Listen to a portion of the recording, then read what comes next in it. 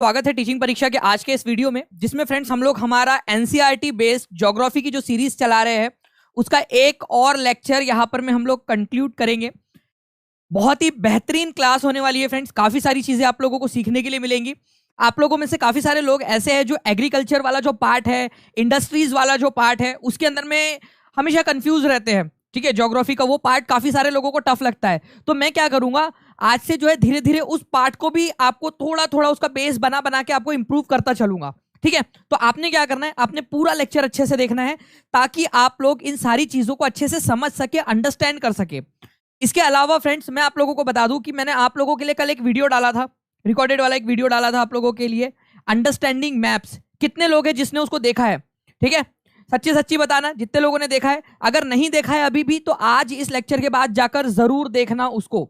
ठीक है, उस लेक्चर को जरूर देखना, उससे आपकी बेसिक अंडरस्टैंडिंग क्रिएट होगी। आगे बढ़ते हैं हम लोग यहाँ पर में फ्रेंड। जैसे ही हम लोगों ने सेशन को स्टार्ट किया है, जैसे मैं देख पा रहा हूँ यहाँ पर में कि 200 से ज्यादा लोगों ने इस सेशन को लाइक कर दिया है, तो आप सभी लोगों का बहुत बहुत धन्यवाद फ्रेंड्स। ये सेशन आज इन 200 से ज्यादा जो लोग हैं जिन्होंने लाइक कर दिया है सेशन को, उन लोगों को समर्पित। और जितने लोगों ने अभी तक नहीं किया वो भी जल्दी जल्दी से फ्रेंड्स सेशन को लाइक जरूर कर देंगे। जहां जहां शेयर कर सकते हो अपने दोस्तों के साथ में, टेलीग्राम, फेसबुक, व्हाट्सएप, इंस्टाग्राम, जल्दी जल्दी से शेयर कर दीजिए ताकि ज्यादा से ज्यादा लोग जुड़ सके और ऐसी एनर्जी के साथ में मैं आप लोगों को पढ़ा सकूं। तो ये अब आपके हवाले वतन साथियों वाला काम है। ठीक है, चलिए बहुत बढ़िया। बहुत सारे लोगों ने देख भी लिया है सेशन को वो वाला, और जिन्होंने नहीं देखा है वो जरूर देखना उसको। ओके, इसके अलावा फ्रेंड्स आप लोग इंस्टाग्राम के ऊपर में भी टीचिंग परीक्षा को फॉलो कर सकते हो। टीचिंग परीक्षा आप लोग सर्च करोगे तो आप लोगों को मिल जाएगा इंस्टाग्राम के ऊपर में भी। नाउ पहला क्वेश्चन आप लोगों के लिए आपकी स्क्रीन के ऊपर में ये रहा। आपको बताना है फ्रेंड्स यहाँ पर में बेसिकली के खनिजों के संदर्भ में निम्नलिखित में से कौन सा कथन सही नहीं है, कौन सा वाला कथन सही नहीं है। ठीक है, ध्यान से देखिए आप लोग और इस क्वेश्चन को पढ़ो आप लोग। और ये एग्जाम में पूछा गया क्वेश्चन है। ठीक है, एग्जाम में पूछा गया क्वेश्चन आप लोगों का। ठीक है, ए, बी, सी या फिर डी। एग्जाम में आप लोग देखिए ज्योग्राफी का एनसीईआरटी बेस्ड क्वेश्चन है आप लोगों का। ये एनसीईआरटी के अंदर में पॉइंट दिया हुआ है, मिनरल्स जो है उनका एक डेफिनाइट केमिकल कंपोजिशन होता है, मतलब वो किसी ना किसी निश्चित रासायनिक संयोजन से बने हुए होते हैं। नेचुरली ऑकरिंग सब्सटेंस है भाई, प्राकृतिक रूप से प्राप्त होते हैं। ठीक है, पूरे स्थान में मतलब समान रूप से पूरे पृथ्वी के ऊपर में जो है वो नियमित रूप से फैले हुए हैं, बराबर रूप से फैले हुए हैं। सब जगह पे एक जैसा मिलता है। मैं अपने घर के नीचे में यहाँ पर मैं खोदूंगा ना, तो मेरे घर के नीचे से तो तेल के कुएं निकलेंगे यहाँ पर में। ठीक है, दानिश शेख से एक्चुअल में मैं दुबई वाला शेख बन जाऊंगा। वल्ला हबीबी वल्ला वल्ला, अब तो पेट्रोल निकल गया, चलो गाड़ी में भरो पेट्रोल और निकलेंगे घूमी घूमी करने के लिए। ऐसा थोड़ी है कि रिसोर्सेस या मिनरल्स जो है वो पूरे पूरे जगह पे पूरे दुनिया में इक्वली थोड़ी ना फैले हुए हैं यहाँ पर में। ठीक है, तो ये तो बिल्कुल ही नॉनसेंस अब ऑप्शन दिया हुआ है। पूरे स्थान पर जो है वो एकदम से इवनली फैले हुए हैं। तो आपसे गलत वाला पूछा था ना, सही नहीं है, तो सही ये वाला नहीं है, इवनली डिस्ट्रीब्यूटेड नहीं है। कहीं पे कोयला मिलता है, कहीं पे पेट्रोल मिलता है, कहीं पे सोना चांदी मिलता है। ठीक है, तो अलग अलग जगह पे अलग अलग चीजें मिलते हैं, पूरे स्थान में समान रूप से फैले हुए हैं एक जैसे। ठीक है, ऐसा थोड़ी होता है यहाँ पर। तो इवनली डिस्ट्रीब्यूटेड नहीं है। इवन मैं आपको बता दूं फ्रेंड्स कि स्विट्जरलैंड एक ऐसी कंट्री है जहां पर में तो मिनरल्स मिलते ही नहीं है। कोई मिनरल्स वहां पर में नहीं मिलते आप लोगों को, कोई भी नॉन जो है वहां पर में मिनरल नहीं है। तो ये चीज आप लोगों ने याद रखनी है कि भाई इवनली डिस्ट्रीब्यूटेड नहीं है तो क्या है इसका अपोजिट, कमेंट करके बताओ क्या होगा उसका अपोजिट, क्या होगा अगर वो नहीं है तो? अनइवनली डिस्ट्रीब्यूटेड है, समान रूप से वितरित नहीं है। ठीक है, कहीं पे कुछ मिलता है तो कहीं पे कुछ मिलता है। ठीक है, कहीं पे ज्यादा मिलते हैं तो कहीं पे कम मिलता है, अनइवनली है यहाँ पर में। ठीक है, ये याद रखना है आप लोगों ने, सभी लोगों ने। जल्दी जल्दी से लाइक एंड शेयर कर देंगे फ्रेंड्स सभी लोग, तो ऐसे ही एनर्जी के साथ में आप लोगों को पढ़ाने में मजा आ जाएगी। चलिए now friends, next question, which of the following makes a substance a resource. कोई एक सब्सटेंस है, कोई एक पदार्थ है आपके पास में, वो रिसोर्स कब कहलाता है? ठीक है, ठीक है, कोई एक तत्व है आपके पास में, वो संसाधन कब बनता है? ठीक है, आपके पास में ऐसे ही रखा हुआ था, ठीक है, तो वो सब्सटेंस हो गया।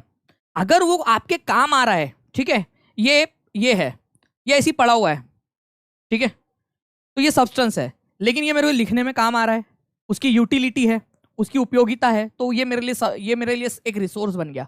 पेन कलम मेरे लिए रिसोर्स बन गया। तो यूटिलिटी या जो उसकी उपयोगिता होती है वो उसको क्या बनाती है? ठीक है, वो उसको रिसोर्स बना देती है, संसाधन बना देती है। तो कोई भी पदार्थ हो, कोई तत्व हो, अगर वो उपयोगी है, किसी भी तरह से उपयोगी, ऐसा नहीं कि इकोनॉमिकली ही उपयोगी हो, ऐसा नहीं है कि उसकी पैसे में वैल्यू हो, ठीक है। जैसे कि जो दोस्ती होती है, यारी होती है, रिश्तेदारी होती है, उसकी एक अपनी एक आप लोग बोल सकते हो कि एक अपनी एक उपयोगिता है, उसकी इमोशनल तौर पर आप लोगों की एक उपयोगिता है। वैसे ही हर किसी एक चीज की एक कोई पदार्थ है, तत्व है, सब्सटेंस है या कुछ भी है, अगर उसकी उपयोगिता है तो वो आपके लिए रिसोर्स है। ये याद रखना है आप लोगों ने, रिसोर्स है उपयोगिता के आधार पर, ठीक है। चलिए, तो ये आप लोग याद रखोगे फ्रेंड्स, इंपॉर्टेंट वाला पॉइंट है आप लोगों का, ठीक है। जैसे मेरे दो अनमोल रिसोर्सेस इस पीपीटी के ऊपर में काम कर रहे हैं, ठीक है। रिसोर्स, उनको भी रिसोर्स ही कहा जाएगा, सब्सटेंस है वो लोग लेकिन रिसोर्स है, ठीक है। पूजा चौहान जी और आभा पांडे जी, आभा शुक्ला जी, दो लोग, दो अनमोल हमारे रिसोर्सेस टीचिंग परीक्षा के, जो हमारे साथ में मतलब बेसिकली काम करते हैं और काफ़ी ज़्यादा जो है वो एक्टिव रहते हैं, दोनों के दोनों बहुत अच्छे दोस्त भी है दोनों, और बहुत अच्छे को वर्कर भी है, ठीक है। तो ऐसे ही जब माहौल होता है, इतना अच्छा प्यार भरा माहौल होता है, जब दो सारे कलीग्स एक दूसरे के साथ में सहयोग के साथ में और आपस में जो है एक अच्छे तरीके से बॉन्डिंग के साथ में काम करते हैं, एक दूसरे की मदद करते हैं, ठीक है, एक दूसरे के साथ में कम्युनिकेशन को ठीक रखते हैं, तो बहुत अच्छा से वो ऑर्गेनाइजेशन ग्रो होती है। तो पूजा मैम का और आभा मैम दोनों का यहाँ पर मैं शुक्रिया अदा करना चाहूँगा इस रिसोर्स वाले इससे, कि हम टीचिंग परीक्षा के बहुत इंपॉर्टेंट वाले रिसोर्स है वो। चलिए, तो बी इज द आंसर। ये याद रखना है आप लोगों ने कि resource anything that can be used to satisfy human needs, उसको रिसोर्स कहा जाता है। कोई भी चीज जो है आप लोगों की अगर काम की है, काम की चीज है, उसमें उसकी कोई यूटिलिटी है, तो वो आपका रिसोर्स है, ठीक है। वायुमंडल में नाइट्रोजन और ऑक्सीजन का संयोजन क्या है? जल्दी से बताएंगे आप लोग, एकदम स्पीड में आंसर कर देना है आप लोगों ने। पूजा मैम, आभा मैम का शुक्रिया, चलो बहुत बढ़िया, अच्छी बात है जी। देखिए यहाँ पर मैं अगर मैं बात करूँ वायुमंडल में नाइट्रोजन और ऑक्सीजन का संयोजन कितना है, तो वायुमंडल के अंदर में फ्रेंड्स, हमारे वायुमंडल के अंदर में जितनी भी गैसेस है, ठीक है, जितनी भी गैसेस है यहाँ पर में पूरी की पूरी, उसमें से 78% जो है वो आप लोगों का क्या है, नाइट्रोजन है। ये एग्जाम में क्वेश्चन पूछा गया था। और 21% जो है आप लोगों का क्या है, ये ऑक्सीजन है आपका। तो 99% जो है ये ऑक्सीजन और नाइट्रोजन ही बन गया आप लोगों का, दोनों मिला के 99%। तो answer is option number A आपका। सिंपल सी बात है, आराम से आप लोग इस क्वेश्चन को सॉल्व कर सकते थे।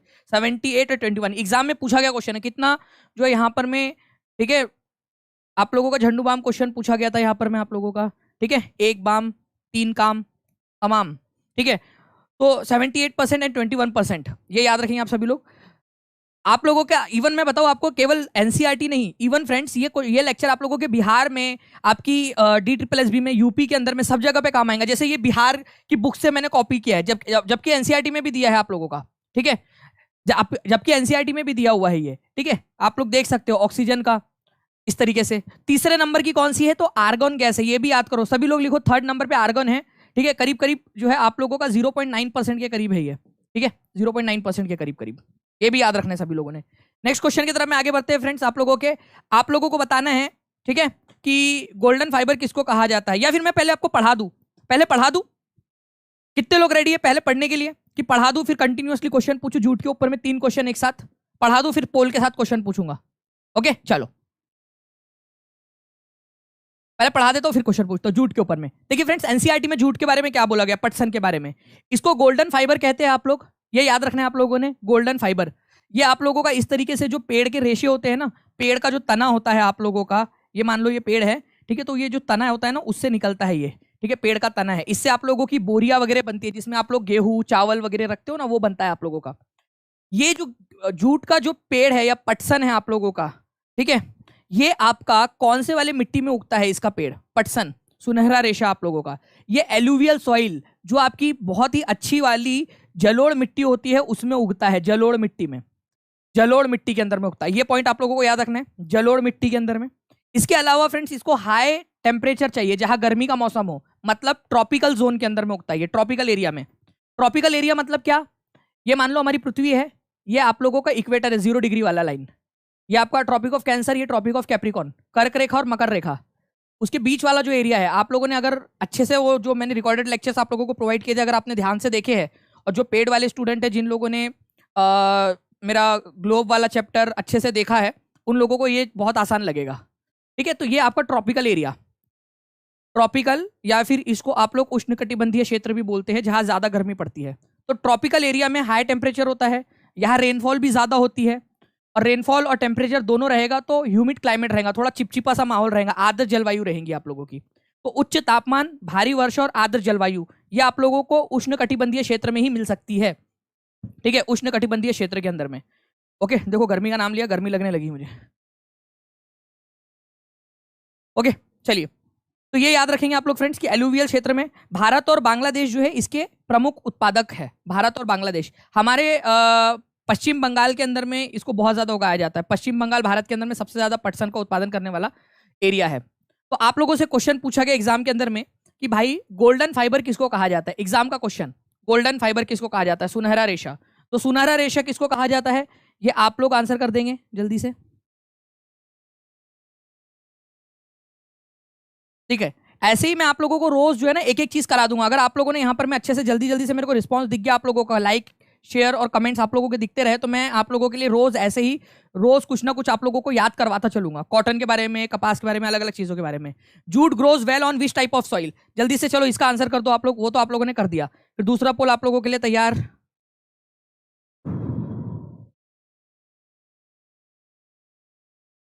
ठीक है, दूसरा भी पोल दे दिया आप लोगों को। जूट जो है वो ग्रो होता है वेल कौन सी टाइप की सॉइल के अंदर में, ब्लैक में, रेड में, एलुवियल में, येलो सॉइल के अंदर में। तो आपको पता है कि जो जलोढ़ मिट्टी होती है, जो बहुत ज्यादा उपजाऊ होती है, जलोढ़ मिट्टी, ठीक है, जलोढ़ मिट्टी कब बनती है, जब नदियों में, नदी में बाढ़ आती है ना, नदी में बाढ़ जो अब आती है उसके कारण से जो मिट्टी बनती है उसको बोलते हैं एलुवियल सॉइल। नदी के बाढ़ के कारण बनने वाली मिट्टी एलुवियल सॉइल आप लोगों की, ठीक है। चलिए, तो जलोढ़ मिट्टी ये याद रखना है आप लोगों ने। आंसर आपका ऑप्शन नंबर सी हो जाएगा। 88% लोगों ने सही आंसर दिया है, ठीक है। इसको मैं पोल में भी दे दूंगा या लास्ट में फिर से एक बार पूछ भी लूंगा आप लोगों से मैं। नेक्स्ट क्वेश्चन की तरफ मैं आगे बढ़ते हैं आप लोगों के, ठीक है।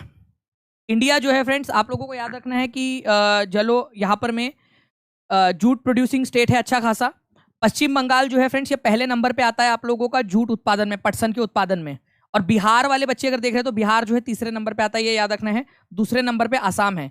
तो पश्चिम बंगाल, आसाम, बिहार, ये टॉप 10 के अंदर में आने वाले पहले 3 स्टेट्स हैं जो जूट उगाते हैं। जूट मतलब एलुवियल सॉइल के अंदर में, यहाँ पर में जलोढ़ मिट्टी के अंदर में वो लोग क्या करते हैं, पटसन का उत्पादन करते हैं। In which area jute grows in, कौन सा वाला एरिया है जहां पर में जूट ग्रो होता है आप लोगों का, बताओ जल्दी से। ये भी क्वेश्चन का आंसर आप लोग कर सकते हो जल्दी से। 600 से ज्यादा लोग देख रहे हैं फ्रेंड, जल्दी जल्दी से यहाँ पर में 500 के पार पहुंचाना है आप लोगों ने। लाइक का नंबर, सभी लोग, जितने भी लोग देख रहे हैं सभी लोग जल्दी जल्दी से लाइक एंड शेयर करते रहेंगे सेशन को। जो लोग लाइव देख रहे हैं, ऑफलाइन देख रहे हैं सभी लोग, और टीचिंग परीक्षा को सब्सक्राइब भी कर लीजिए सभी जल्दी से। टीचिंग परीक्षा चैनल जो है इसको सब्सक्राइब कर लेंगे सभी लोग। उत्तर दिख गया कोई बात नहीं, ठीक है, उत्तर दिख गया तो भी कोई बात नहीं। आप लोगों को समझ में आ गया जूट को क्या चाहिए, ठीक है, जूट को क्या चाहिए। हम जो है रिवर्स इंजीनियरिंग करते हैं। आंसर दिख गया कोई बात नहीं, फिर भी देखो 94% लोगों ने आंसर लगाया। केवल 6% लोग ऐसे हैं जो बेचारे, 5% लोग बचे अब जो प्रामाणिक है, जिन्होंने बोला नहीं गलत तो गलत ही यार, सही, ठीक है। चलो, जूट को क्या चाहिए, इसको चाहिए high temperature, high temperature, high temperature चाहिए इसको, हाय राम, हाय रेनफॉल भी चाहिए इसको। अरे कहाँ चला गया, देखो कितने नखरे इसके। इसको हाई टेम्परेचर चाहिए, हाई रेनफॉल चाहिए, और हाई जो है ह्यूमिडिटी चाहिए इसको, आर्द्रता। आर्द्रता जो होती है ना आप लोगों की, आर्द्रता, ये भी इसको उच्च चाहिए, सब कुछ ज्यादा चाहिए इसको। और ये तो उसको एक ही जगह पे मिल सकता है, वो है आपका ट्रॉपिकल जोन। दोनों ट्रॉपिक्स के बीच में, दोनों रेखाओं के, कर्क रेखा और मकर रेखा के बीच वाला जो इलाका होता है आपका, वहां पर ही मिल सकता है। तो ट्रॉपिकल जोन के अंदर में ही जूट जो है अच्छी खासी मात्रा में उग सकता है।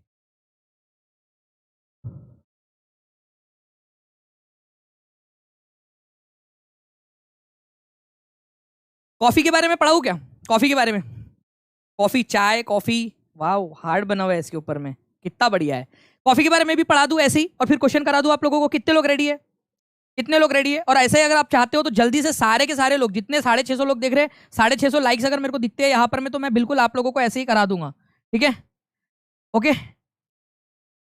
जितने लोग देख रहे हैं सारे के सारे लोग जल्दी से लाइक एंड शेयर कर देंगे और चैनल को सब्सक्राइब कर देंगे, तो मैं आप लोगों को ऐसे ही सारे के सारे रोज जो है थोड़ा थोड़ा करके करवा दूंगा करूंगा सारा।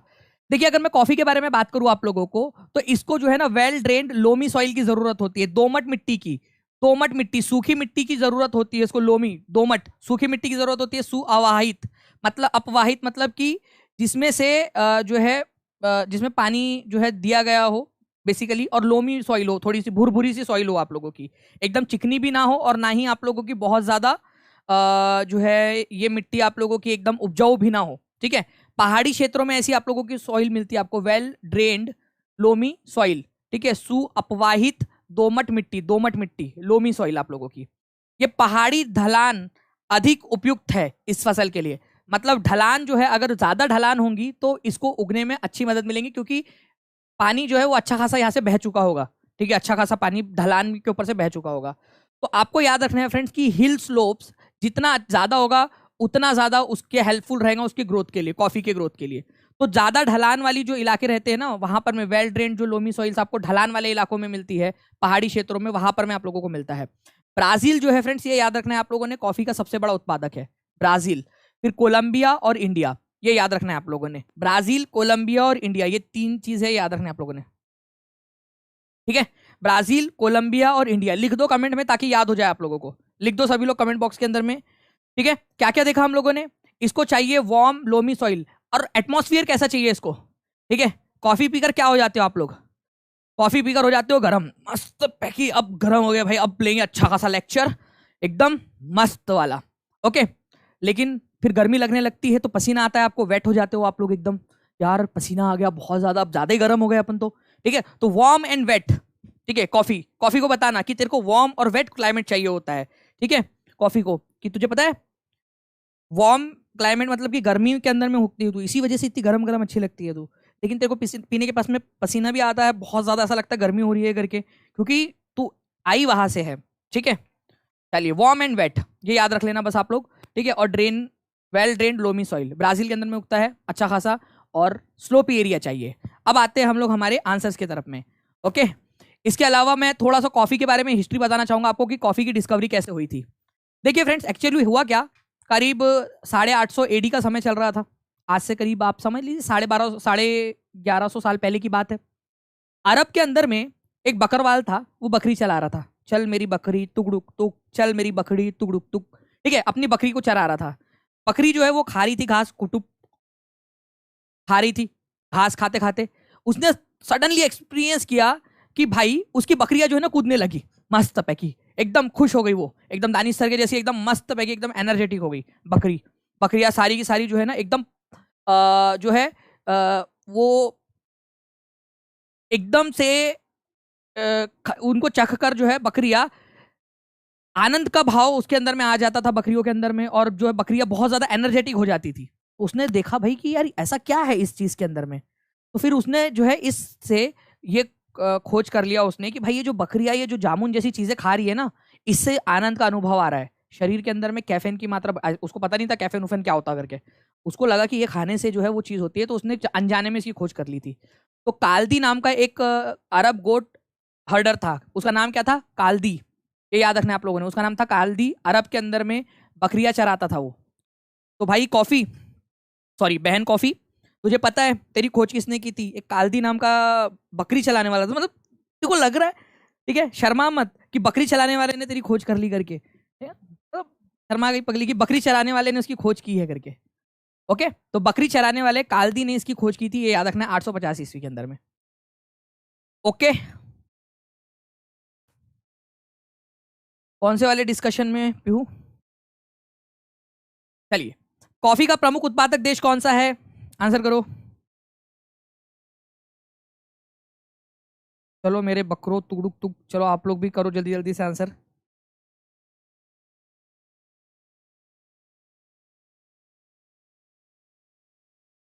700 के करीब लोग देख रहे हैं फ्रेंड्स, 500 से ज्यादा लाइक्स हो चुके हैं। जल्दी जल्दी से लाइक का नंबर भी बढ़ाते रहेंगे आप लोग तब सभी लोग, ताकि ऐसे ही मेरे अंदर में भी कॉफी जैसी एनर्जी आती रहे। आंसर क्या होगा आप लोगों का? सबसे बड़ा लीडिंग प्रोड्यूसर ब्राजील है, ब्राजील, तना ना ना ना ना ना ना ना ना, ब्राजील, ठीक है जी।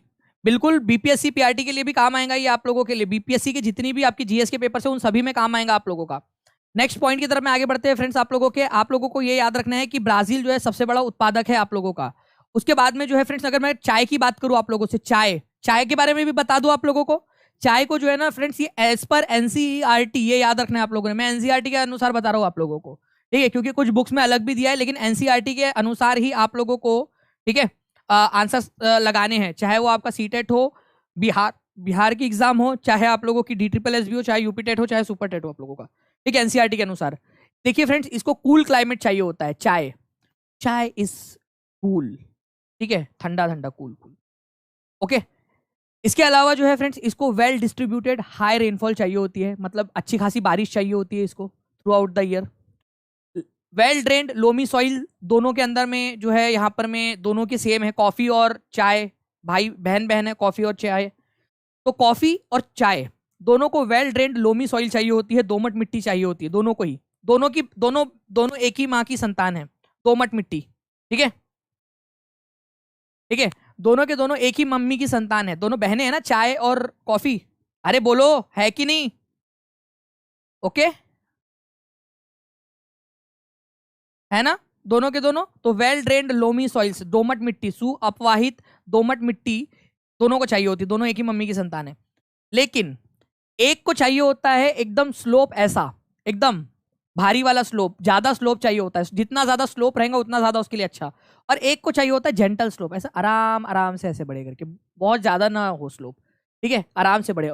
एक को चाहिए होता है भारी स्लोप, स्लोप का मतलब होता है ढलान, ज्यादा ढलान रहेंगी तो कॉफी के लिए अच्छा है, और कम ढलान रहेंगी, ऐसी जेंटल ढलान रहेंगी आप लोगों की, मंद ढलान रहेंगी तो चाय के लिए अच्छा है। ठीक है, तो ऐसा बोल सकते हैं कि मंद, जो अकलमंद लोग होते हैं, ठीक है, जो अक्लमंद लोग होते हैं वो कॉफी पीते हैं, और जो मंद लोग होते हैं चाय पीते हैं। वैसे मैं चाय पियो यार आज, लेकिन अपन लोग अपन मंद नहीं है, अकलमंद है दोनों। ठीक है, तो ऐसा याद रख लेना आप लोग कि ये छोटी बहन है चाय, कॉफी बड़ा भाई है, बड़ी बहन है, उसको ज्यादा ज्यादा ढलान के ऊपर में चढ़ पाएंगी वो, ठीक है, ये कम ढलान के ऊपर में चढ़ पाएंगी चाय। थोड़ा थोड़ा याद रख लो यार, कोई दिक्कत नहीं है। यहाँ पर में लार्ज नंबर ऑफ लेबर की जरूरत होती है इसको पिक करने के लिए। यहाँ पर में ओरी छोरी गाँव की गोरी, ठीक है, वो तोड़ तोड़ के अपने इसमें रखती है ना, यहाँ पर मैं फिल्मों में देखा होगा ना आप लोगों ने, ऐसा ऐसा तोड़ तोड़ के पत्तियों को चुन चुन के लाई गई चाय आप लोगों के लिए, ठीक है, Tata T. Large number of labours की जरूरत होती है क्योंकि इसकी पत्तियों को तोड़ना पड़ता है आप लोगों का। केनिया, इंडिया, चाइना, श्रीलंका, ये जो है फ्रेंड्स, ये बेस्ट क्वालिटी की टीज को प्रोड्यूस करते हैं, ये याद रखना है आप लोगों ने। ठीक है, तो केनिया में, इंडिया में, चाइना में, श्रीलंका के अंदर में ये होती है। अच्छा, ये जो बेवरेज क्रॉप है आपकी, चाहे वो कॉफी हो, चाहे वो आप लोगों का चाय हो, इनको क्या माना जाता है? इनको बागान फसलें माना जाता है, प्लांटेशन बोला जाता है इनको, प्लांटेशन, बागान।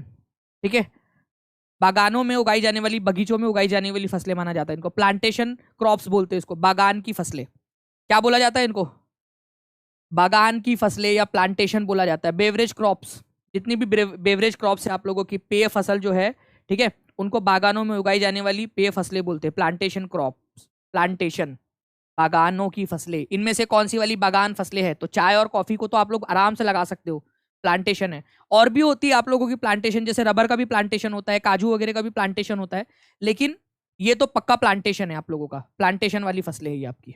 एक होता है एग्रीकल्चर वाली, जिसके अंदर में वो पूरा एक सपाट जमीन पर एग्रीकल्चर किया जाता है, लेकिन ये इस तरीके से ढलान वगैरह के ऊपर जो किया जाता है ना, उसको प्लांटेशन बोला जाता है, प्लांटेशन।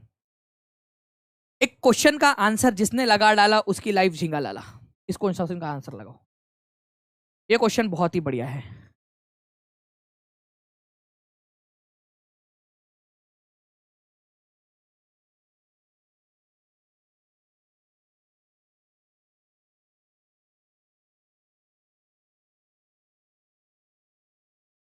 बताइए इसका आंसर क्या होगा?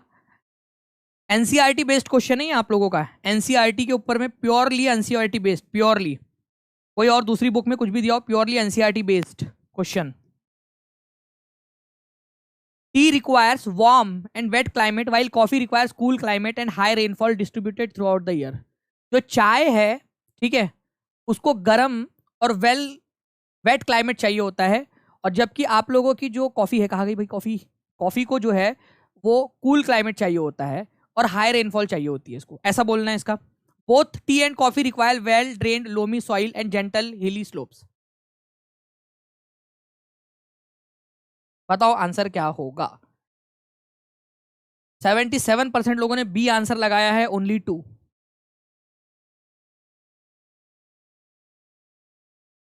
और आप लोग अपना वो भी बताते जाओ, रीजन, रीजन बताओ, ठीक है, क्यों गलत है तो क्यों गलत है, सही है तो क्यों सही है, रीजन भी बताते जाओ। रीजन बताने की आदत डालो यहाँ पर में, कमेंट बॉक्स के अंदर में रीजन बताने की आदत डालो कमेंट में, कि क्यों सही है और क्यों गलत है पहला वाला। हाँ, देखिए जैसे यहाँ पर में देखो, यहाँ पर में एक पर्सन है जिन्होंने लिखा है यहाँ पर में, मर्जिया कोमी जो है, उन्होंने लिखा है यहाँ पर में कि उल्टा सीधा दिया हुआ है यहाँ पर में, ठीक है, ओके। तो ये थोड़ा सा आप लोगों ने याद रखना है आपने थोड़ा सा।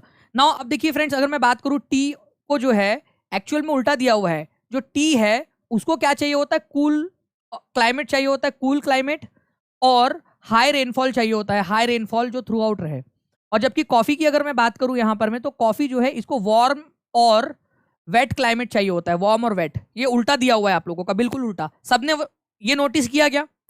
पहला वाला नोटिस किया आप लोगों ने, ए क्यू गलत है, नोटिस किया आप लोगों ने? 9 और 6, 15% लोगों ने नोटिस नहीं किया। जिन लोगों ने ए लगाया और बोथ लगाया उन लोगों ने नोटिस नहीं किया था। तो पहला वाला गलत है आपका, पहला गलत है। तो जहां जहां 1 दिया है, अरे कहाँ चला गया भाई, ठीक है, 1 दिया हुआ है काट दो, ठीक है, 1 दिया हुआ है काट दो। अब 2 बी और डी में से आंसर हो सकता है आप लोगों का आंसर।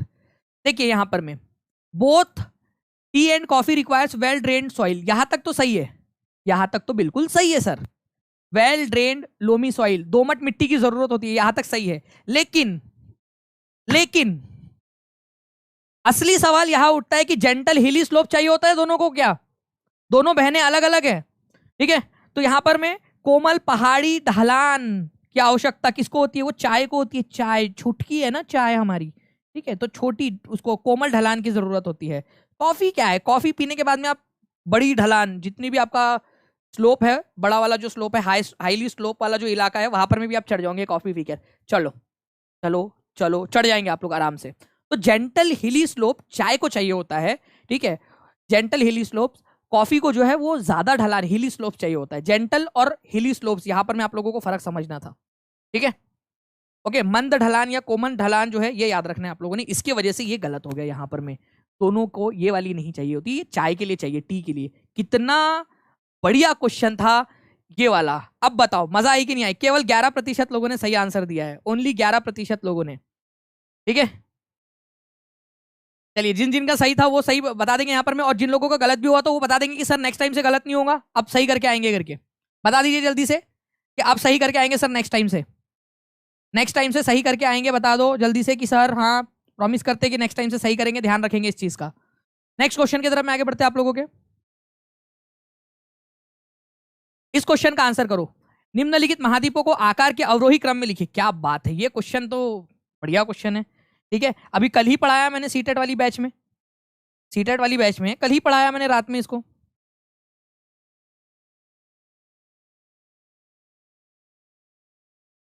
और ये एग्जाम में पूछा गया क्वेश्चन था आप लोगों का।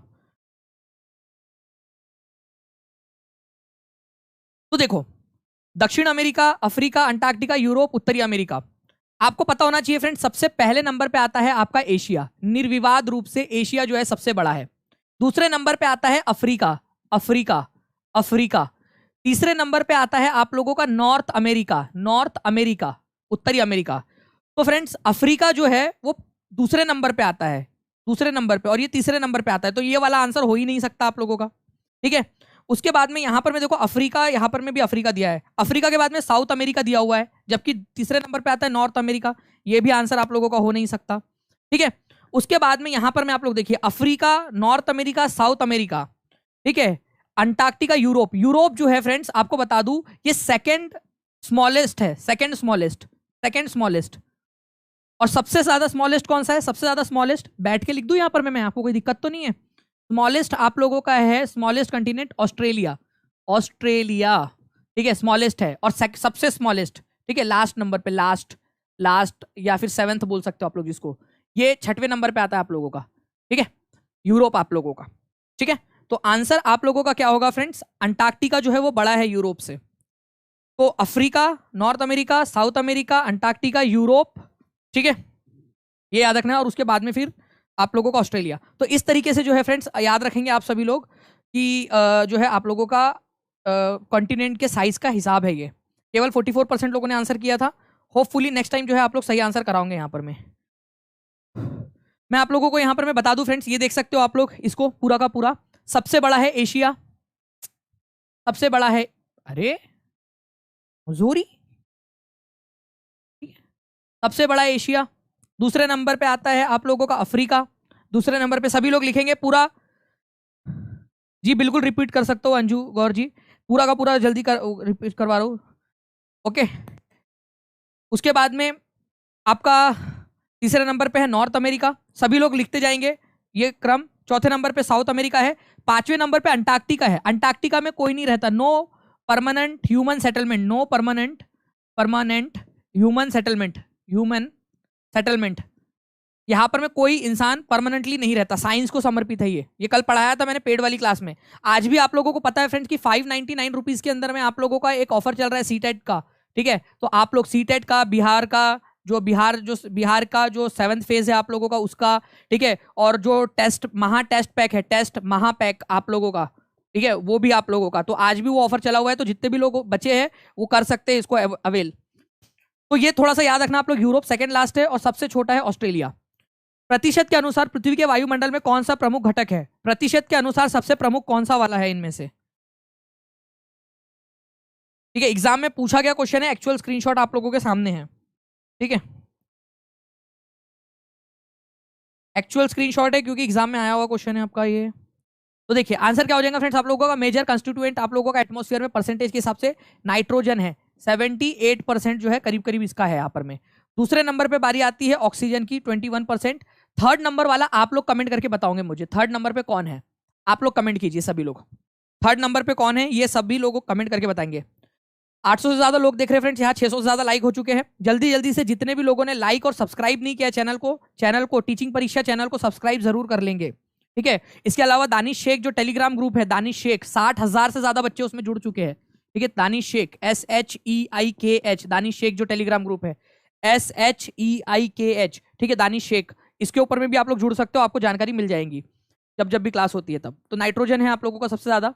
टॉरिड जोन किसको कहा जाता है जल्दी से ये बता दो आप लोग, टॉरिड जोन किसको कहा जाता है?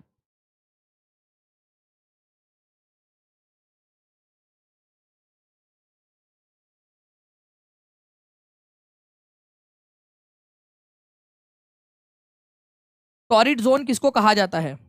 तो अगर हम बात करेंगे फ्रेंड टॉरिड जोन, तो मैंने आप लोगों को जो टेम्परेट जोन के बारे में बताया था ना आप लोगों को, टेम्परेट जोन वही आप लोगों का टॉरिड जोन भी है, उसी को उष्ण कटिबंधीय क्षेत्र कहते हैं। ठीक है, टेम्परेट जोन और टॉरिड जोन एक ही बात है, जहां पर में गर्मी पड़ती है, टेम्परेट। ठीक है, दोनों के, या फिर इसको सॉरी टेम्परेट नहीं, ट्रॉपिकल जोन जो जिसको मैंने कहा था आप लोगों का, ट्रॉपिकल। ठीक है, जो ट्रॉपिकल जोन था आप लोगों का, ट्रॉपिकल, दोनों ट्रॉपिक्स के बीच वाला इलाका। ये मान लो आप लोगों का इक्वेटर है 0 डिग्री वाली, ये है 23.5 डिग्री नॉर्थ, और ये है 23.5 डिग्री साउथ, 23.5 डिग्री साउथ। ये वाला जो इलाका है ना आपका ट्रॉपिकल जोन, दोनों ट्रॉपिक्स के बीच में, ट्रॉपिक ऑफ कैंसर और ट्रॉपिक ऑफ कैप्रिकॉन के बीच वाला, इसको आप लोग जो है टॉरिड जोन बोलते हो।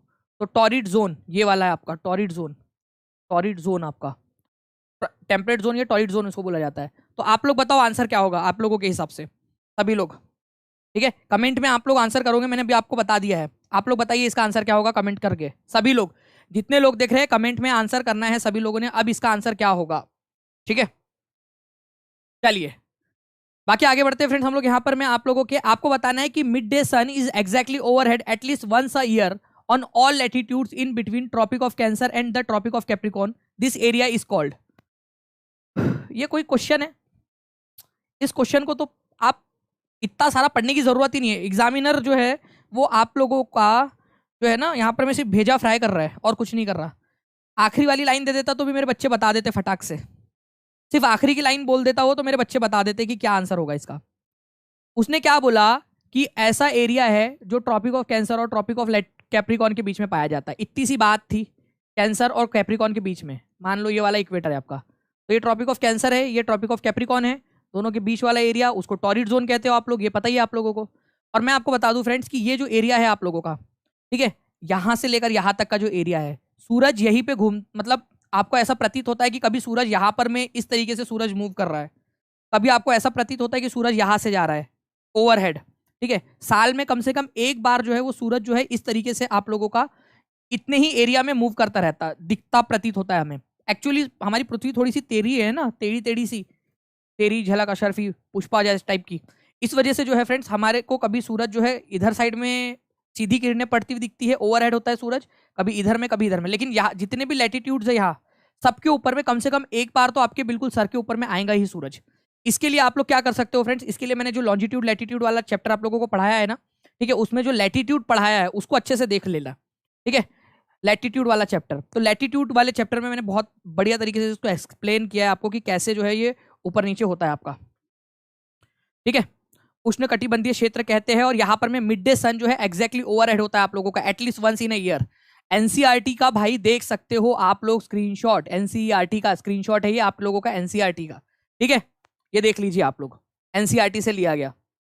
तो आप लोगों के लिए इतनी मेहनत करें तो आप लोगों का लाइक एंड शेयर तो बनता है यार, ठीक है। चलिए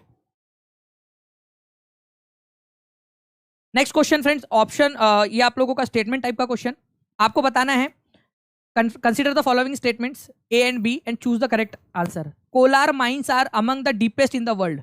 कोलार माइंस, कोलार जो माइंस है आप लोगों की,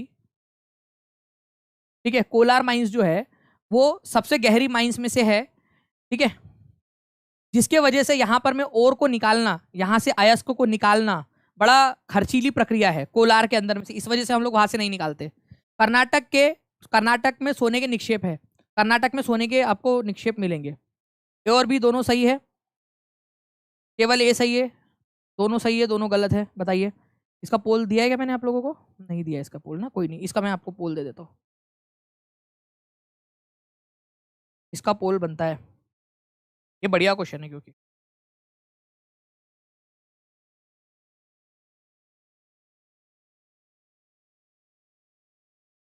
जी। तो देखिए फ्रेंड्स, अगर मैं बात करूं आप लोगों से कोलार माइंस की, तो कोलार माइंस जो है आप लोगों का ये कहां पर में, ये कर्नाटक के अंदर में ही है। सबसे पहली बात तो कोलार माइंस कहां पर में, केजीएफ मूवी आई थी, कोलार गोल्ड फील्ड, कितने लोगों ने देखी है केजीएफ? ठीक है, okay, Kolar gold field, KGF movie जो आई थी आप लोगों की देखी होगी ना, कर्नाटक के ऊपर में आधारित है। तो Kolar gold field, KGF, Kolar mines जो है कर्नाटक में मिलेंगी। यहाँ पर में सोना आप लोगों का, सोने के डिपॉजिट है, सोना पाया जाता है। फिर हम वहां से निकालते क्यों नहीं है सोना? चलो कर्नाटक, हावड़ा लेके चलो सभी लोग, ठीक है, अपन लोग बाद में दे देंगे अगला वाला सीटेड, अभी चलो सोना निकालते वहां जाके। बट निकाल के जा नहीं सकते अपन लोग, क्यों? क्योंकि वो बहुत गहरी माइंस है वहां पर में, जिसकी वजह से क्या होता है कि बहुत खर्चीला हो जाता है निकालना। इस वजह से जितना सोना निकलता है उससे ज्यादा तो खर्च हो जाता है। आमदनी अट्ठन्नी खर्चा रुपया वाला काम ही है, आमदनी अट्ठन्नी खर्चा रुपया, कि भाई ज्यादा ही खर्चा हो जा रहा है यहाँ पर में। कहा चलो भाभी मास्टरनी जी, पहले सुन तो लो, चलो क्या चलो, बस सेल लगी, सेल का बोर्ड दिखा, अरे न्यूज़पेपर में आया सेल लगी, अजी चलो मेरे को साड़ी की सेल दे रहा है, अरे देख लो वहां लिखा हुआ है टर्म्स एंड कंडीशंस अप्लाई करके कि 1 लाख रुपए की खरीदारी करेंगे तभी सेल का फायदा मिलेगा। बहुत खर्चीला है वो, बहुत खर्चीला एक्सपेंसिव प्रोसेस है। जितने का हम निकालेंगे उससे ज्यादा तो खर्चा हो जाएगा हमारा, ठीक है। तो दोनों के दोनों बिल्कुल सही है, ये याद रखना है आप लोगों ने, दोनों के दोनों पॉइंट बिल्कुल सही है। कोलार गोल्ड फील्ड आप लोगों का आगे भाई, ठीक है, तो दोनों के दोनों जो है आप लोगों के सही है, both A and B are true.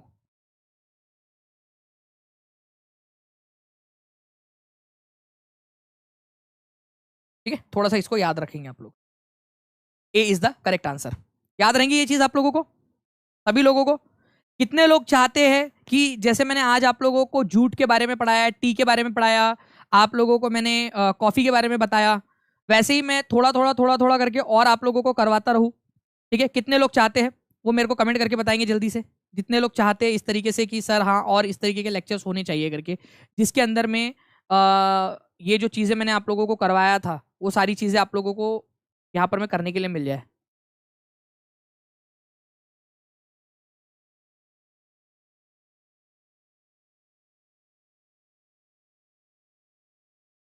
Comment करके बताएंगे जल्दी जल्दी से सभी लोग, कितने लोग चाहते हैं कि इस तरीके से और सेशंस जो है आप लोगों के लिए जाए।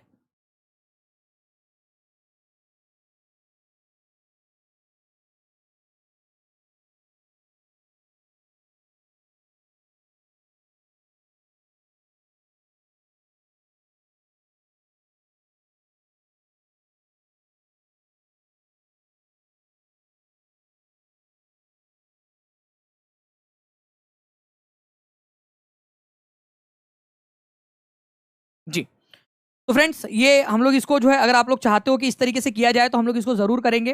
कोलार गोल्ड फील्ड जो है मैंने बता दिया आप लोगों को कि बहुत गहरी माइंस में से है आप लोगों की, और इसमें बहुत ही ज्यादा खर्चा आता है आप लोगों का, ठीक है।